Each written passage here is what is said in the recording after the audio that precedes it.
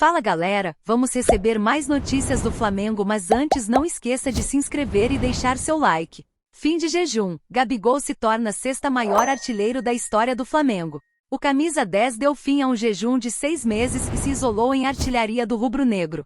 Flamengo vence mais uma. O time titular do Flamengo retornou dos Estados Unidos, após fazer 2 amistosos sob o comando de Tite nesta quarta-feira, 31. Os principais jogadores do elenco que viajaram retornaram aos gramados brasileiros. Enquanto resolve a situação de Léo Ortiz, o time entrou em campo pela 5ª rodada do Campeonato Carioca. O Fla enfrentou o Sampaio Corrêa, no estádio Mangueirão, em Belém. O jogo terminou por 2-0, com gols de Gabigol e Bruno Henrique.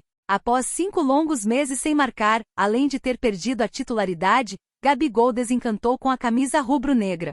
Com a bola rolando, o jogador não fazia gols há 6 meses. Matheus Bachi, auxiliar e filho de Tite no Mengão, falou sobre a importância dos gols de Gabriel e Bruno Henrique. A importância é grande para a equipe toda. Ter atletas de alto nível e poder utilizar eles e transformarem as situações em gols dá confiança para eles, para nós, para a equipe inteira, disse. Gabigol se isola como 6º maior artilheiro do Flamengo. Se o jejum foi longo e incômodo para a torcida do Flamengo, imagina para Gabriel Barbosa, que está acostumado a marcar diversos gols. Esse foi o maior tempo que o jogador passou sem mandar uma bola no fundo das redes. Enquanto o jogador quebrava o jejum, a diretoria tomava providências com as novas imagens de Marcos Braz e a agressão ao torcedor no ano passado. Em compensação com o gol marcado, o camisa 10 se isolou ainda mais na artilharia flamenguista, mostrando um dos motivos pelo qual é ídolo dessa atual geração. Ele deixou nomes como Jarbas e Leônidas para trás no ranking. Agora, o camisa 10 se tornou o 6º maior artilheiro da história do Clube da Gávea, somando 154 gols desde que desembarcou no Rio de Janeiro em 2019, somando ao todo 271 jogos.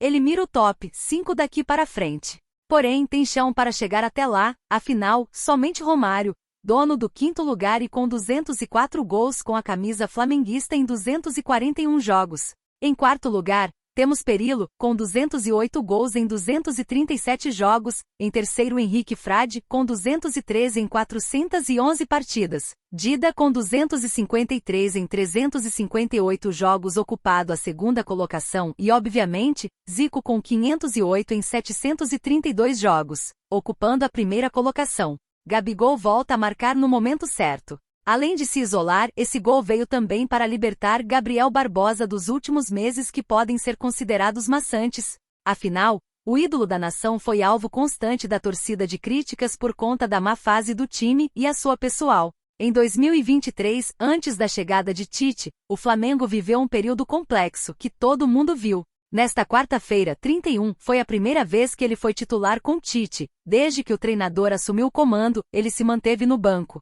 Ele estava sem marcar desde o dia 20 de agosto. Esse gol e o retorno à titularidade pode ser um sinal que ele terá mais chances com o treinador, além de, claro, retornar ao seu momento normal pelo time que fez dele ídolo. Gabigol ainda não renovou com o mais querido. Por enquanto as negociações seguem paradas, ele tem contrato somente até dezembro de 2024. Revelado o que falta para Léo Ortiz ser o 3 graus reforço do Flamengo. Defensor é o grande foco da direção flamenguista no mercado. Negociação se transformou em uma novela e sua definição pode vir em breve. Léo Ortiz, o grande foco do Flamengo. O Flamengo tem um foco muito definido para reforçar o elenco do treinador Tite. A direção vem negociando para sacramentar a contratação do zagueiro Léo Ortiz, do Red Bull Bragantino, em uma transação que já se transformou em uma novela. Após fechar com os uruguaios Matias Vina e Nicolás de la Cruz, a situação vem dando muita dor de cabeça para a cúpula flamenguista e até o português Domingos Duarte chegou a ser considerado como alternativa para o setor. O interesse do rubro-negro do Rio de Janeiro surgiu no final do ano passado e o Red Bull Bragantino complicou muito a negociação, mesmo com o jogador de 28 anos sempre deixando clara sua vontade de vir ao Mengão. Após não chegar nenhuma oferta da Europa, as equipes voltaram a conversar. O Flamengo fez uma nova oferta com valores que estariam se aproximando de 8,5 milhões de euros, 45 milhões de reais, conforme a cotação atual. Braz quer pagar menos pelo zagueiro. No entanto, aparentemente a direção do Mengão ainda não está satisfeita com esse valor. Isso porque o vice-presidente de futebol Marcos Braz deu uma resposta rápida para o repórter Léo José. Em sua fala, Braz deixou claro que espera que a pedida do Red Bull Bragantino diminua ainda mais. Vamos ver se desce mais um pouquinho o valor pedido pelo Bragantino, disse o dirigente, deixando claro que o Flamengo segue negociando. A novela entre o clube carioca e Léo Ortiz chegou perto de seu final, mas deve ter novos capítulos. Outros atletas de setores diferentes também vêm sendo monitorados com o intuito de potencializar o elenco. O meia Igor Coronado teve seu nome vinculado ao mais querido, no entanto, não deve retornar ao Brasil neste momento. Em contrapartida, o zagueiro Pablo está de malas prontas para o Botafogo, enquanto a criação de uma liga para cuidar dos direitos de imagens do Campeonato Brasileiro segue repercutindo e pode render uma bolada para alguns times brasileiros. A equipe voltou a campo no Campeonato Carioca. 2,5 bilhões de reais. Flamengo pode assinar acordo histórico com fundos de investimentos. Através desse acerto, os times brasileiros poderão arrecadar muito dinheiro nos acordos pelos direitos de imagem do Brasileirão. Acordo histórico no futebol brasileiro. Uma reviravolta de última hora pode agitar o futebol brasileiro e fazer com que um acordo bilionário seja assinado. Desde o ano passado, o assunto sobre uma liga para cuidar dos direitos de imagens do Campeonato Brasileiro vem sendo debatido. O Flamengo de Rodolfo Landim está de olho, pois pode faturar alto com esse negócio. Surgiram dois blocos, a Libra e a Liga Forte. Depois de um longo imbróglio, as equipes começaram a negociar dentro de seus grupos, mas agora, tudo pode mudar. Isso se deve ao fato de que uma união entre os blocos pode acontecer. Entende-se que com a divisão das equipes os valores que podem ser atraídos são menores do que o que pode ser garantido se houver uma união. Com isso, uma reunião entre os representantes das duas ligas já aconteceu. De acordo com informações da Gazeta Esportiva, uma primeira reunião já aconteceu com alguns representantes e tudo caminha para que os grupos se unam nas negociações pelos direitos de imagem do Brasileirão. Valores de um possível novo acordo. Segundo informações apuradas pelo jornalista Paulo Vinícius Coelho, em sua coluna no site UOL Sport, é esperado que com negociações conjuntas, os times consigam subir os valores que estavam sendo negociados. O colega trouxe que existe a possibilidade de que com a união das ligas seja atraído um investimento na casa dos 2,5 bilhões de reais. Vale destacar que esse montante será dividido proporcionalmente outros times. Está muito perto o consenso de que se poderá ganhar mais dinheiro a médio prazo, e que mesmo neste momento não se precisará estacionar nos 2,2 bilhões de reais do contrato anterior. Mesmo que o ganho seja menor do que se gostaria, haverá um dinheiro próximo aos 2,5 bilhões de reais, pelo menos, informou PVC. Resta aguardar qual será o encaminhamento desse acordo, mas a nova atualização traz essa possibilidade da união entre os blocos e uma negociação conjunta entre todos os times envolvidos. Leila já desejava a união dos grupos. Uma das principais entusiastas dessa união entre as ligas é a presidente do Palmeiras, Leila Pereira. Ela já havia deixado claro que essas conversas para se negociar os acordos em conjunto já vinham acontecendo e que isso seria benéfico para todos. Essa declaração de Leila foi dada em entrevista para o comentarista e ex-jogador Casagrande. Ao podcast de Casagrande, a presidente do Palmeiras afirmou que apesar de todos terem o mesmo desejo, não conseguem avançar nos negócios. Todos querem a mesma coisa e não conseguem fechar. Então, o que estamos tentando é pelo menos nos unirmos para sermos um bloco comercial em conjunto, porque seria muito melhor e os valores seriam muito mais relevantes. Estamos muito próximos, sabe? Revelou.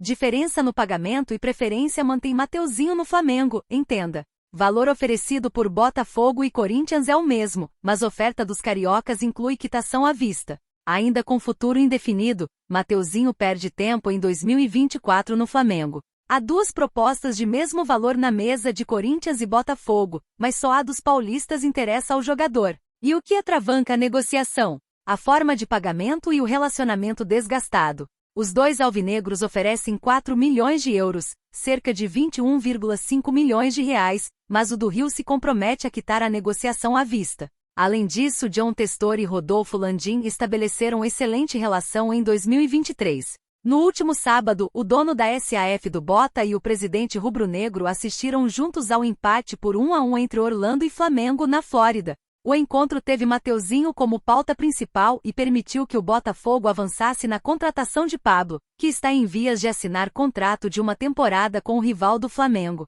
Mateuzinho quer o Corinthians, mas os paulistas desejam pagar em 3 parcelas. uma primeira de 2,5 milhões de euros e outras duas que contemplam 1,5 milhão de euros. Como sabe que o Flamengo não gostou da proposta, o Botafogo fica de stand-by e não desiste. Além da forma de pagamento, pesa contra o Corinthians a condução da negociação para ter Mateuzinho por empréstimo. Os paulistas fizeram uma série de exigências e, via nota oficial, afirmou que não aceitou 3 condições impostas pelo Flamengo, nenhuma taxa de vitrine. O Corinthians propôs 20%, valor de compra pré-fixado em 11 milhões de euros, cláusula de retorno imediato. A nota oficial irritou o Flamengo, que chegou a redigir uma com o intuito de dar uma resposta, e a relação nunca mais foi a mesma. Vale lembrar que no início de Augusto Melo, à frente do Corinthians havia uma boa troca e Marcos Braz, inclusive, marcou presença na posse do presidente corintiano. Mercado. Tite indica ao Flamengo a contratação de estrela do Atlético Mineiro. Jogador é considerado um dos melhores atacantes do Brasil. Flamengo em busca de um atacante, encontra-se de olho no mercado em busca de encontrar um grande jogador para a temporada brasileira. Atualmente no elenco, o Flamengo conta com o futebol de Gabigol para a posição de centroavante da equipe. O entendimento de Tite é que é preciso a chegada de mais reforços. O veterano Diego Costa teve seu nome fortemente ventilado no Flamengo. Tite vê no jogador uma grande oportunidade de mercado, seu nome foi avaliado pela diretoria, mas um acordo não foi selado. Outro nome que ganhou força dentro do Flamengo foi o brasileiro William José, atualmente no Real Betis, da Espanha. De fato, o Mengão está interessado, mas as cifras que pede o clube espanhol afasta qualquer chance de acordo. Hulk no Flamengo? Durante participação no programa Band Esporte. Segundo a fonte, o nome do atacante Hulk teria sido indicado por Tite para reforçar o Flamengo. A fonte conta que Tite entregou um relatório para a diretoria e nesse papel estava a indicação de atacantes que poderiam chegar, jogar, ajudar os jovens e sentar-se no banco de reservas numa boa. Dentre esses nomes aparece Hulk do Atlético Mineiro, considerado um dos melhores atacantes do futebol brasileiro. Além do atacante do Galo, Tiquinho Soares também faz parte do relatório. A fonte, no entanto, não entra em maiores detalhes. E você, torcedor? O que você acha de Hulk jogar no Flamengo? Deixe sua opinião nos comentários.